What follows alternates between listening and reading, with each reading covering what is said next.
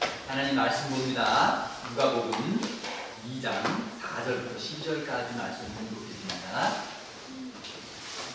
요셉도 다윗의 집 북쪽으로 갈릴리 나사렛 동네에서 유대를 향하여 베들레헴이라 하는 다윗의 동네로 그 약혼한 마리아와 함께 호적하러 올라가니 마리아가 이미 잉태하였더라. 거기 있을 그 때에 해산할 날이 차서 첫 아들을 낳아 강보로 싸서 구유에 누였으니 이는 여관에 있을 곳이 없음이더라. 그 지역의 목자들이 밤에 밖에서 자기 양 떼를 지키더니 주의 사자가 곁에 서고 주의 영광이 그들을 비춤에 크게 무서워하는지라.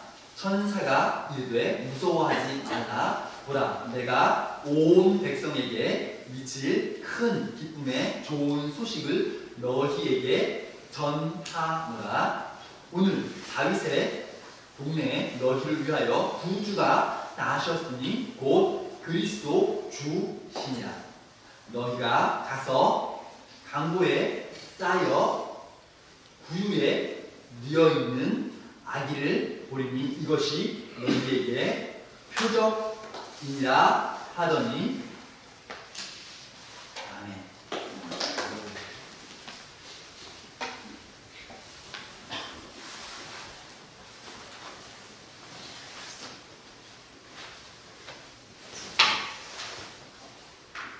오늘 지극히 낮은 곳에 오신 예수님, 이런 제목으로 하나님 말씀 전합니다. 2014년, 그러니까 지금부터 보면 약 10년 전 되겠죠? 10년 전쯤에 그 프란체스코라는 교황 아시죠? 여러분 수학 이렇게 하나요? 교황이 이 한국에 방문한 적이 있습니다. 여러분 기억나시죠? 그때 도로에 쭉 차 타고 가면서 뭐 이렇게 하고 사람들이 막 박수 치고 막 그런 행사 하잖아요. 그때 교황이 탔던 차 이름 여러분 혹시 아세요? 그때 굉장히 유명한 사건이었어요. 왜냐하면 대부분 다른 나라 방문할 때 귀한 분이 오시니까 아주 유명하시고 귀하고 높은 분이 오시니까 중요한 좋은 차 준비해서 하고선 하는 게 보통 관례입니다. 그래서 대부분은 벤츠에서 만든 특별히 만든 차를 사용을 많이 해요. 그래서 보통 방탄차 들어보셨죠? 총해도 막을 수 있는 그런 정도의 차를 준비하고 아주 검정색 세단, 퀸, 리무진 이런 것들을 준비해서 아주 잘 모시죠. 그런데 그때 한국에서 제일 작은 차를 준비해 주십시오 부탁을 했다는 거죠. 그래서 그때 탔던 차 이름이 소울이라는 차예요. 요즘은 우리 한국에서 그 차 판매 안 하고 외국에서만 판매하는 것 같은데 요즘 우리나라에서 파는 차 이름으로 하면 아마도 레이 아니면 그보다 조금 위에 정도 될 것 같습니다. 지금 제가 찾아보니까 가격이 얼마냐, 달러로 2만 달러 정도 하니까 한국에서 한 2,500만 원 정도? 그러면 싸요? 비싸요? 싸요? 싸요? 여러분 느끼기에 싼 차예요? 제가 보기에 비싸다. 2,500 요즘 합니까? 보통 차 우리 한국에서 한 2,500만 원 정도 하면 그냥 그렇죠.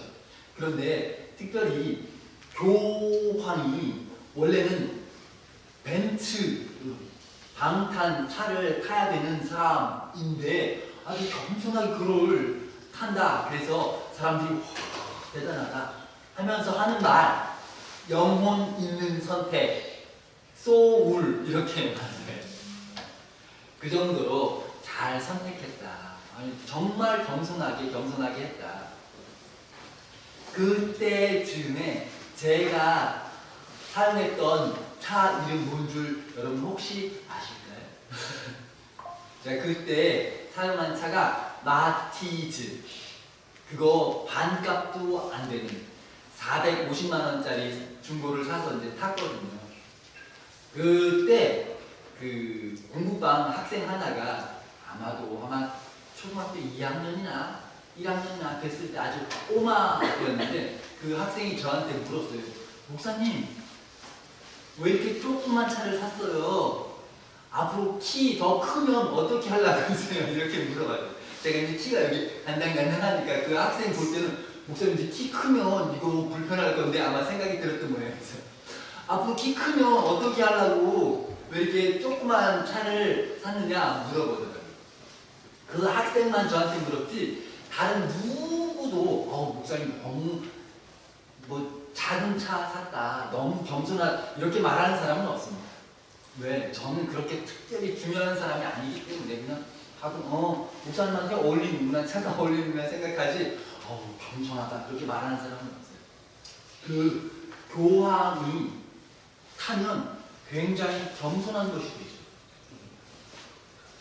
여러분, 예수님께서 이 세상 오실 때 꼭 마티즈 아니면 제일 싼 거 뭐예요? 제일 싼 거, 작은 거 차 타도 그렇게 안 해도 괜찮아. 예수님은 벤츠를 타도 예수님 겸손하시다 이런 생각이 들어요. 예수님이 오실 때는 벤츠가 아니고 비행기를 타고 오셔야 되죠. 그렇지 않아요? 무슨 말 이해되세요? 예수님은 하시기 때문에 뭘 사용하셔도 예수님 이 세상 것은 예수님을 모시기에 너무 예수님 너무 겸손하게 오십니다. 이런 생각이 예수님께서 왕궁에 오셔도 예수님은 겸손하시더라고요.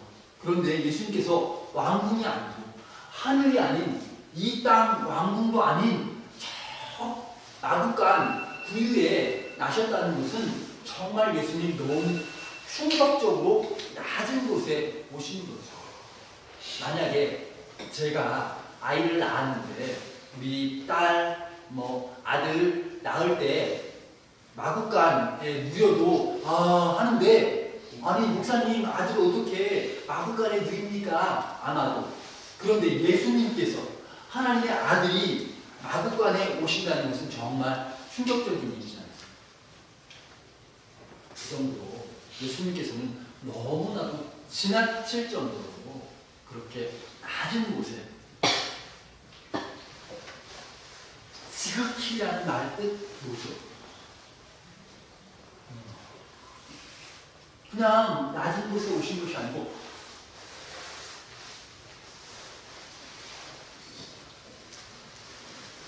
예수님께서 그 마구간 구유에 누이신 이유가 뭡니까?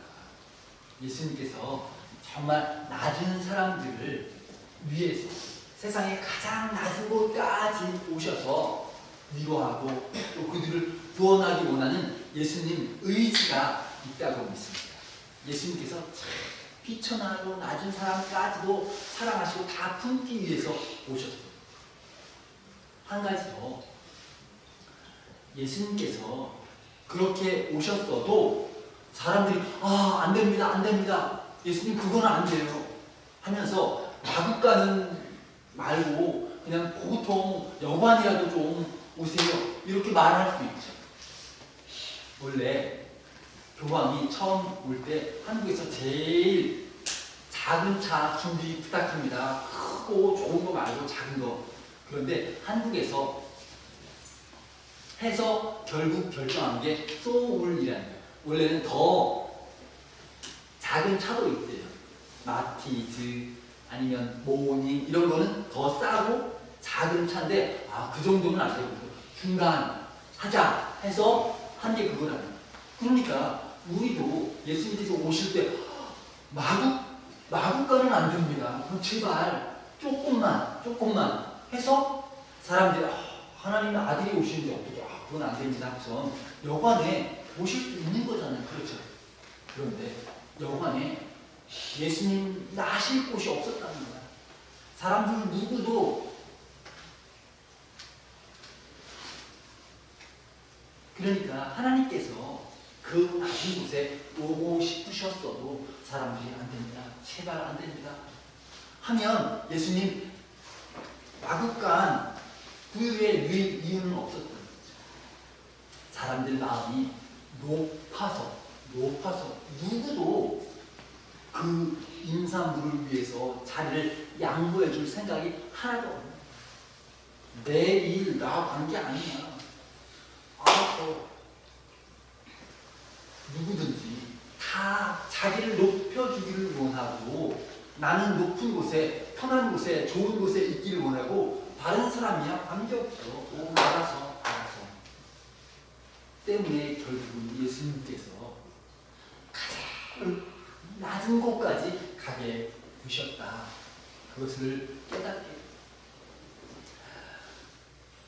우리가 크리스마스를 맞이할 때, 예수님 태어나신 성탄절을 맞이할 때 어떻게 준비하고 맞아야 정말 기쁜 성탄절이 될까?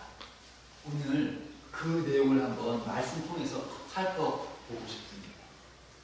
우리 마음이 높아지면 성탄절 때 예수님은 또 한 번 다시 해마다 예수님은 마구간 구유로 가셔야 돼요. 그러나 우리가 낮아지고 예수님 높아지셔야 됩니다. 우리의 마음이 준비되면 예수님 꼭 마구간 구유에 누이실 이유는 없는 거예요. 결국은 우리의 마음이 어떻게 준비되는가에 따라서 예수님이 마구간으로 가실까, 아니면 여관에 가실까, 아니면 궁궐로 가실까. 예수님은 어디에 오셔도 세상에 오신 것 자체가 이미 겸손하시고 우리를 구원하시기 위한 일이기 때문에 어디로 가셔도 돼요. 다만 우리의 준비가 뭐냐에 따라서 정말 기쁘고 감격스러운 성탄절이 될까, 아니면 정말 마음 아픈 예수님을 마구간으로 보내버리는 그런 성탄절이 될까 결정된다고 봅니다. 톨스토이 혹시 들어본 적 있으세요? 유명한 작가, 러시아 아주 세계에서 제일 유명하다고 해도 될 만큼 톨스토이가 거리를 가다가 죽어라는 사람을 보게 되었답니다. 보고 마음이 아파서 좀 도와주고 싶다. 근데 그날 마침 아무것도 가져온 거 없이 그냥 온 거예요. 그래서 뭘 좀 주고 싶은데 하나도 없이. 그러면 어떻게 할까요? 배불라 이렇게 하면 되죠. 근데 이 사람 마음에 있었는 거예요. 그래서 그 사람 거리에서 구걸하는 사람한테 가서 형제님, 내가 조금 뭐 도와주고 싶은 마음이 있는데 내가 오늘 마침 아무것도 가져온 게 없어서 마음이 너무 안타깝고 미안합니다. 우리 악수 한번 합시다.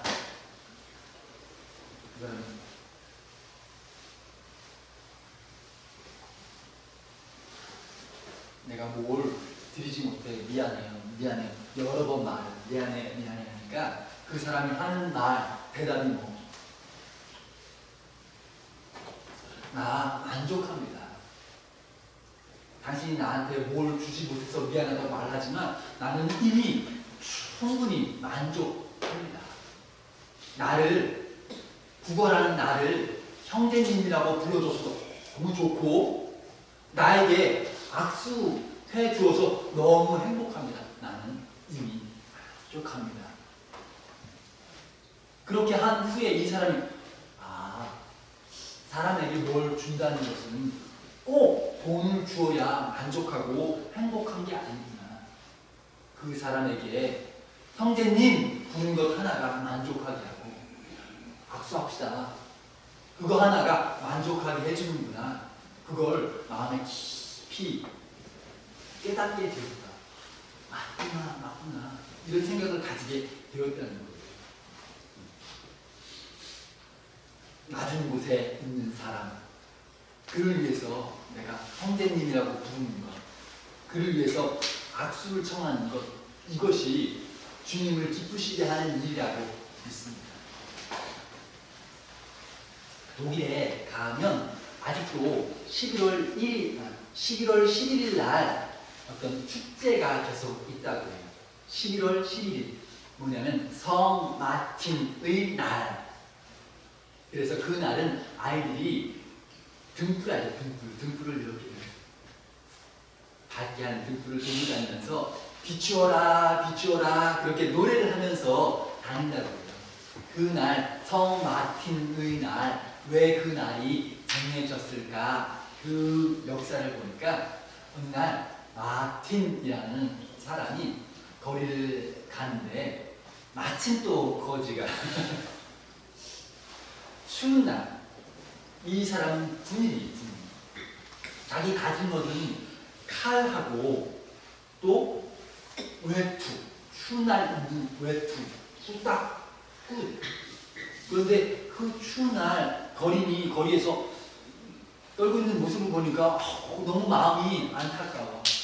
그래서 그 사람에게 뭘 줄 것이 없어서 어떡하지? 불쌍한 마음이 들어서 뭘 주고 싶은데 자기도 없어. 또 사람이 그냥 가면 되는 거죠. 귀찮아하고 가면 되는데 마음의 찔림을 이거를 참지를 못해서 결국은 자기 옷을 벗습니다.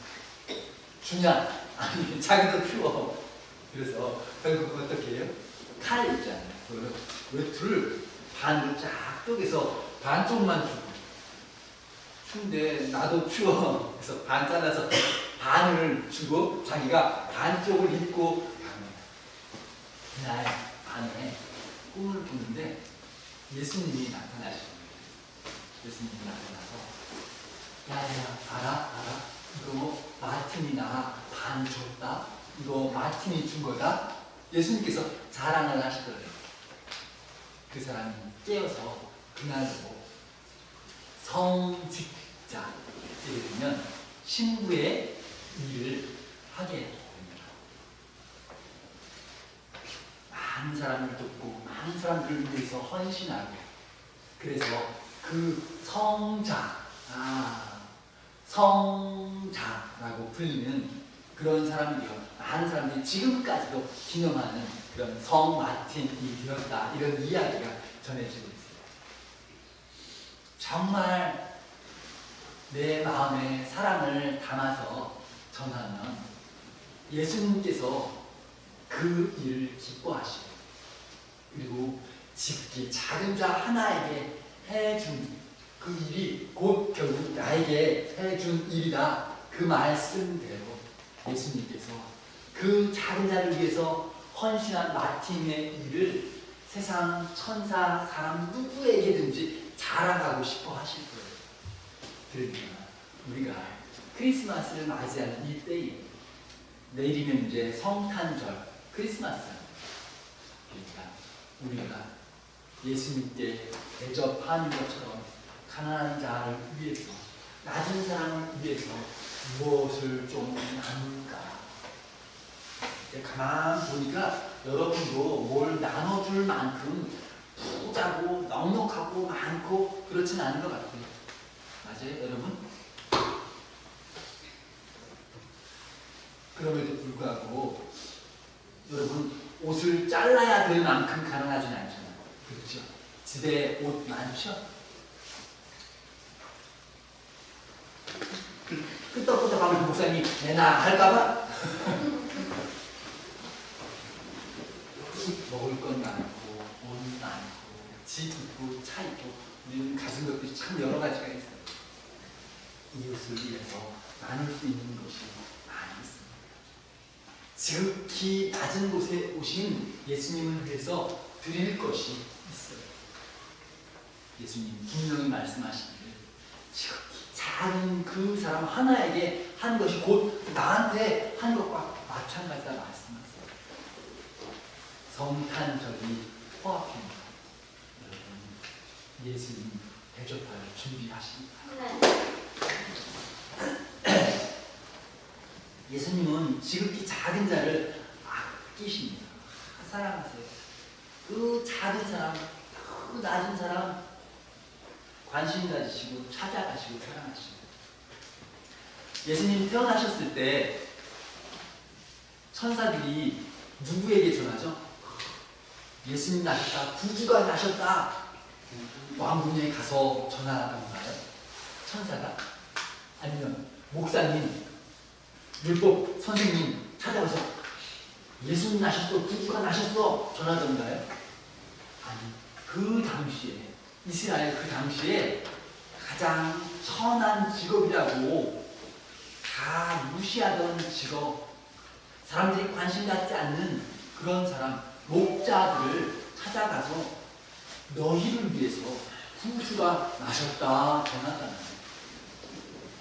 사람들이 나같이 낮은 사람 위해서 구주가 나셨다고? 저 왕국의 왕을 위해서, 아니면 훌륭한 지도자를 위해서 구주 나신 게 아니고 나를 위해서 나셨다고? 확실히 예수님은 그런 사람을 관심하시고 사랑하시고. 여러분, 예수님께서 낮은 사람에게 관심을 가지시면 우리는 누구에게 관심을 가져야 할까요?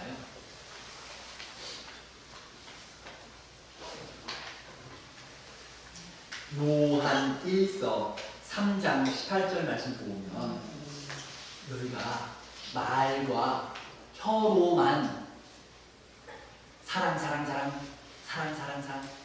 하지 말고 오직 행동으로 사랑하라, 실행으로 사랑하라 말씀해 주십니다.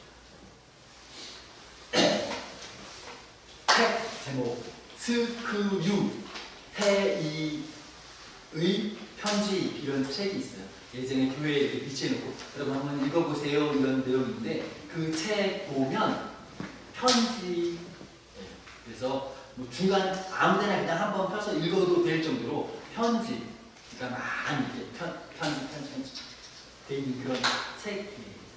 지금 제 사무실에도 있습니다. 그 책 보면 내용 삼촌이 마귀 조카에게 편지를 보내요. 눈 뜨세요. 제가 설교 좀 지루하게 하죠. 마귀 삼촌이 마귀 조카에게 편지를, 삼촌이 환자 대한 이야기인데, 병자 누구냐? 예수 믿는 성도를 부를 때 마귀가 여러분을 부를 때 아우 병자들이 환자들 이렇게 부르거든요. 조카에게 편지 보내서 야, 저 환자들 한 가지만 조심하면 된다. 다 동의해. 맞아 생각 오케이 그것까지는 그냥 허락해 내버려둬라. 그러나 다만 한 가지, 행동하지 않게 하라. 성도들을 유혹하고 헷갈리게 해서 생각하고 맞아 가난한 사람들을 도와줘야지, 낮은 사람들을 위로해줘야지, 찾아가야지, 봉사해야지, 맞아 오케이 동의 안 해. 거기까지는 마귀도 내버려둔다는 거예요. 그러면 마귀가 안돼 뭐해? 우리가 실천하는 거, 행동하는 거, 그거는 마귀가 절대. 그러니까 우리가 실천하지 않고 행동하지 않으면 마귀가 너무 기뻐하는 거예요. 성탄절 때, 이 크리스마스 때 우리가 이웃을 사랑하고 이웃을 위해서 헌신하고 실천하는 일 없으면 이 성탄절 마귀도 기쁘다는 거예요. 그런데 우리가 실천하고 봉사하고 섬기면 마귀가 너무 괴로운 거죠. 여러분, 크리스마스에 여러분 마귀를 위해서 어떻게 해주고 싶으세요? 마귀야, 너도 크리스마스니까 기쁘게 보내라. 내가 행동 안 할게. 우리가 실천해야 마귀가 괴로워. 우리가 생각으로 안 해. 마귀는 괜찮아 할렐루야 한다고. 꼭 실천하는, 행동하는 그런 크리스마스 되시기 바랍니다. 하나님께서 사람을 귀하게 여기세요. 예전에 선교사님, 선교사, 한국에 처음 복음을 전했던 선교사님들이 한국에 와서 한 일이 뭐냐, 처음에는 복음 전하는 일이 쉽지가 않죠. 그런데 그 선교사님들이 처음 한국에 와서 보니까 겨울에 추워서 집에 불 뗄 게 없어가지고 춥게 사는 사람들이 많더랍니다. 얼어 죽는 사람도 있더랍니다. 요즘도 추우면 얼어 죽는 사람 있죠. 어저께 그저께인가 제가 노숙자에 대한 TV 다큐 보니까 이 추운 날에 바깥에서 자는 거 봐요.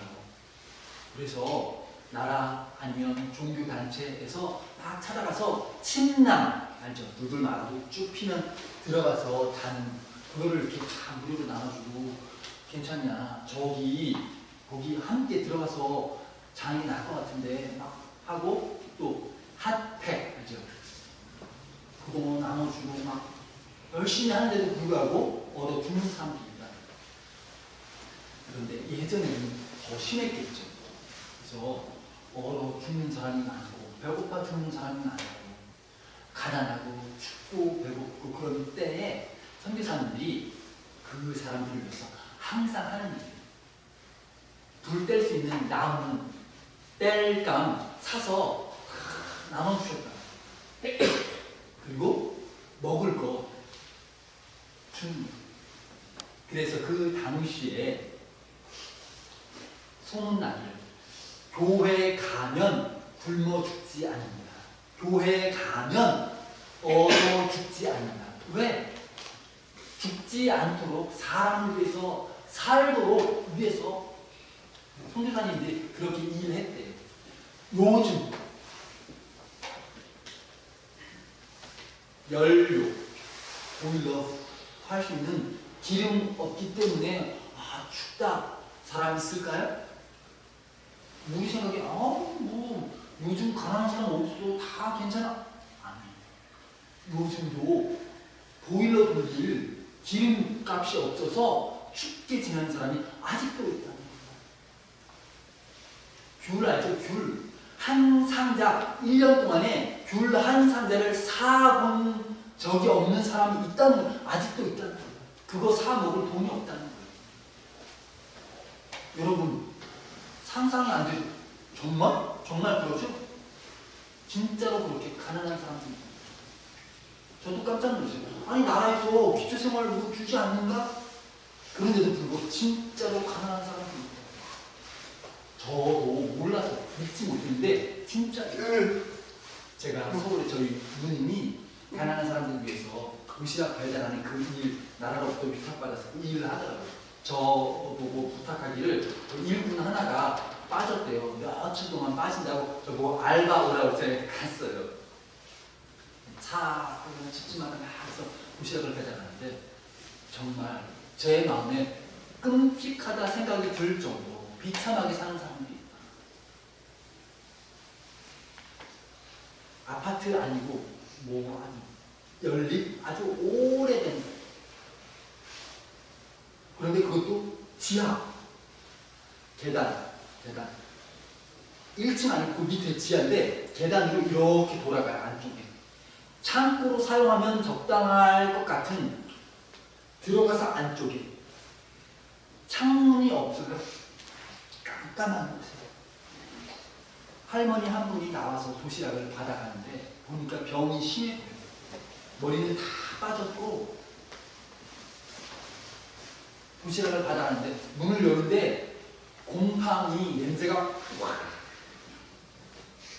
아니 그곳에서 어떻게 사는가? 그 도시락을 받아서 먹고 사시는 거예요.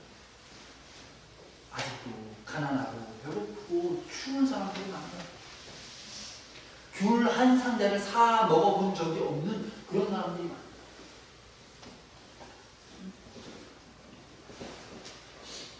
예전에 교회만 가면 죽지는 않는다. 사람들이 그런 말을 했는데 요즘은 사람들이 교회가 뭐해? 교회는 그냥 방해거리야. 이런 말을 안타깝죠.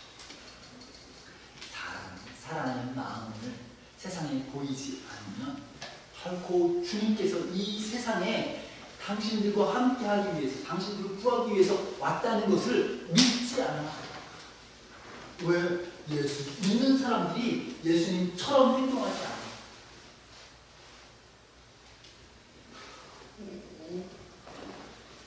천사가 분명히 양치는 목자들에게 하는 말, 오늘 너희를 위해서 구주가 나셨다. 너희를 위해서.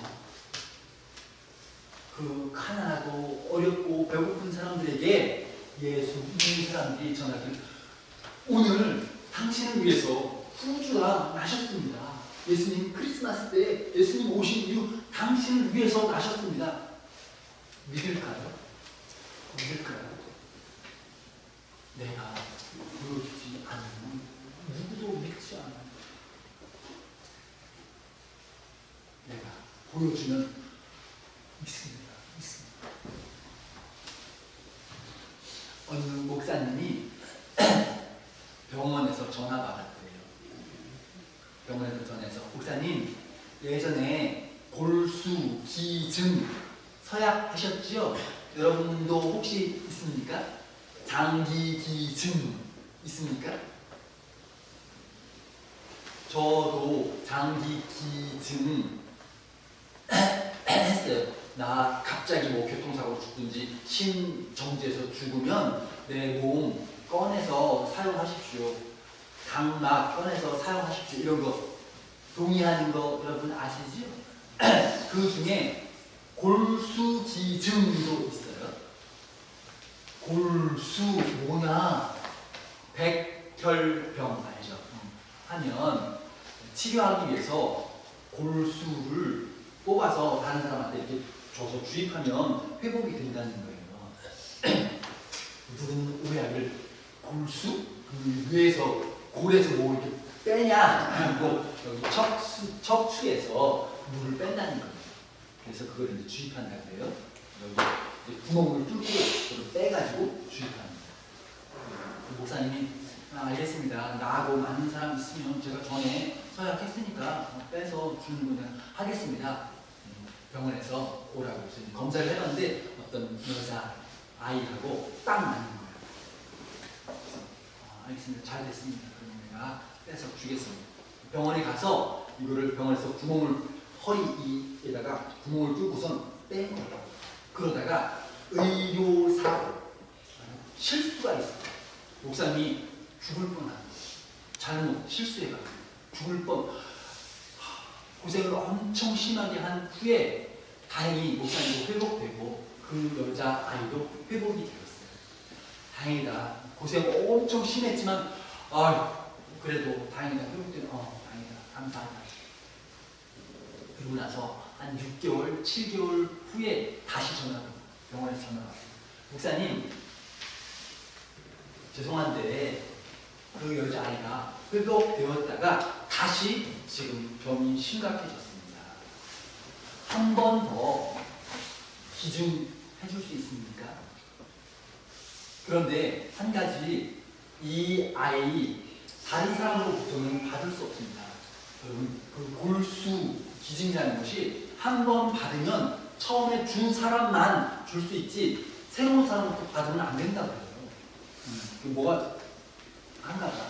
안 맞나 봐요. 그러니까 줄 수 있는 사람은 목사님 한 분뿐입니다.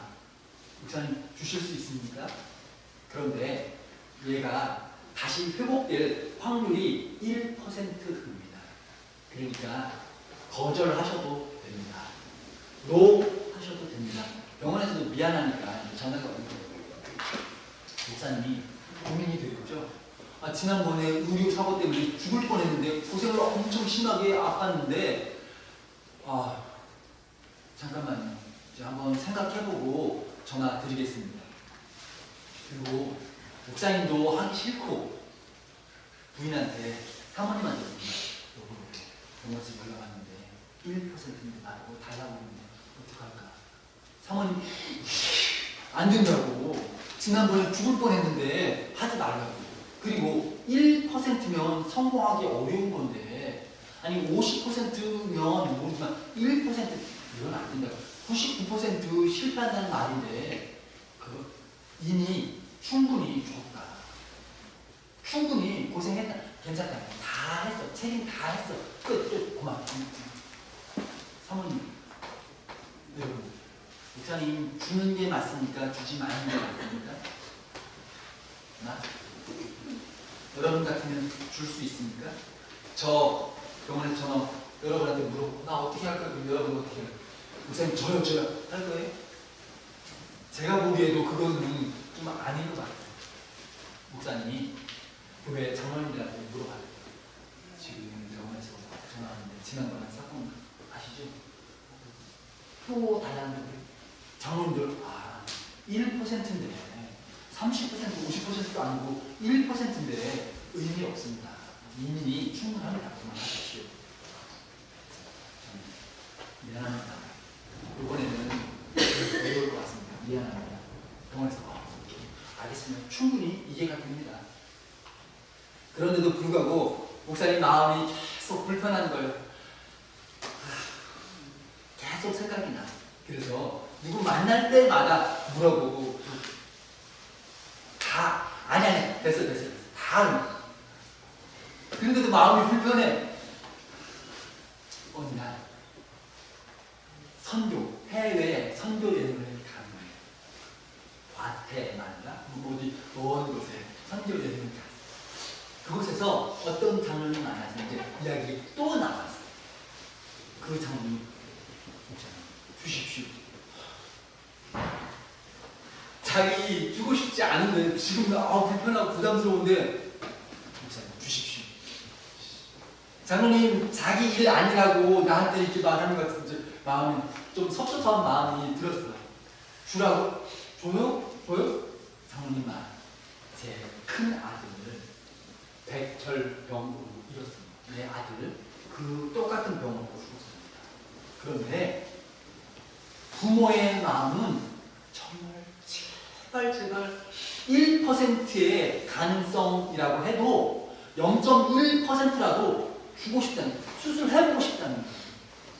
그렇겠죠. 그 이야기를 듣고 목사님이 주면 그분이 예수님의 사랑을 깨닫지 않겠습니까? 목사님 실패해도 주면 그 부모가 하나님의 사랑을 깨닫지 않겠습니까? 목사님 주십시오. 제가 경험해봐서 아는데 부모는 정말 간절합니다. 목사님이 고민이 많이 돼서 그날 밤에 혼자 책상 옆에 쭈그리고 기도. 하나님 주기 부담스럽습니다. 어떡할까요?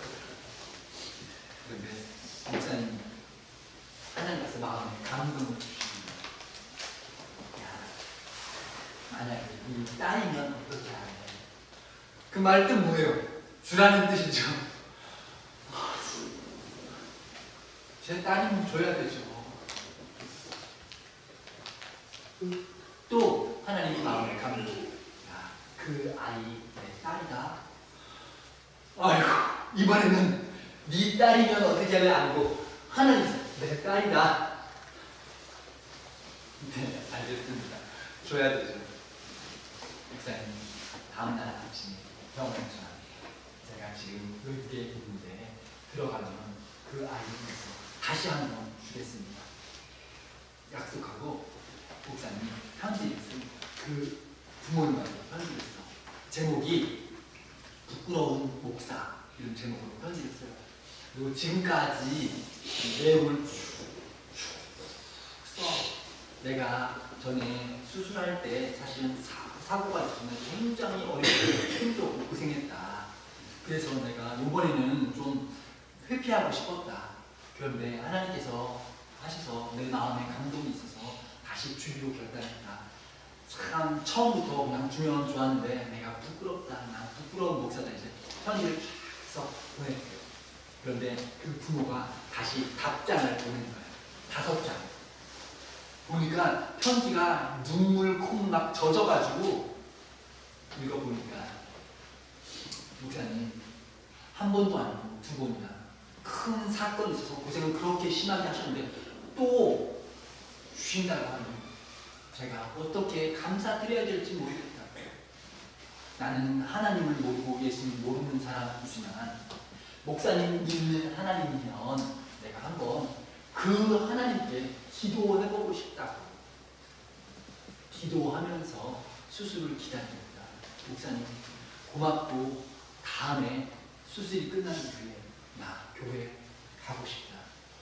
결국 어떻게 됐을까요? 좋은 결과? 아니면 안타까운? 정말 기적과도 같이 그 아이가 살아나요. 그리고 그 부모님이 그 교회를 다니게 해요.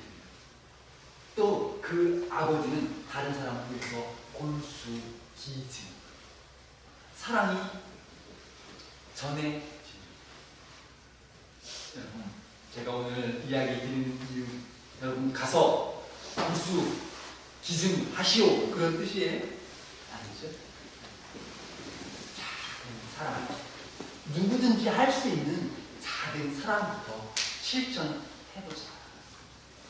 그래야 예수님께서 마구간 아니고 여관에라도 누우시지 않습니다. 그렇죠? 지극히 작은 자에게 관심 가지는 그것이고 주님께 사랑을 나누는 일이고 주님께 부어드리는 일입니다. 다음 주에 한번 물어볼까요? 여러분 24일날, 25일날 혹시 이웃에 누구 어려운 사람에게 사랑을 실천해 보셨습니까? 물으면 여러분 대답이 뭘까요? 아니, 할까? 지지난주 저도 누군가로부터 사랑을 받았어요. 그리고 돌이켜 생각해 보니까 제 주변에 있는 여러분들이 저에게 사랑을 베풀어 주셨더라고요. 제가 페이스북에 이렇게 썼어요.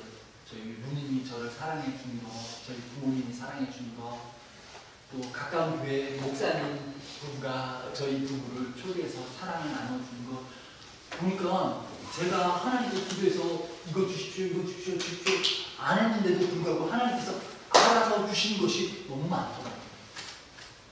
여러분 지금 사용하고 누리는 모든 것들이 여러분 기도해서 응답으로 받으셨습니까? 아니면 하나님께서 알아서 채워주셨습니까? 하나님께서 그냥 알아서 주신 것이 너무 많죠. 내가 기도하지 않았는데도 불구하고 하나님이 주신 것이 너무 많아요. 그거 감사한 줄 아시나요? 그렇죠? 내가 기도 안 했는데도 불구하고 하나님께서 채워주셨구나. 그것이 감사한 줄 알면 나도 누군가가 요청하지 않을 때 알아서 나누고 사랑을 베푸는 그런 지혜가 필요한 줄. 그게 하나님 방식이고 예수님 방식이죠. 다음 주에 한번 물어볼게요. 이웃에 귤이라도 한 상자 주셨습니까? 좋은데 주셨습니까? 저랑 눈 안 마주치고 부끄럽지 않은 목사, 부끄럽지 않은 성도 되기 위해서 힘쓰는 크리스마스 주간 되시기 바랍니다. 저는 이미 계획했어요. 이웃에 나눌 거 이미 계획했어요.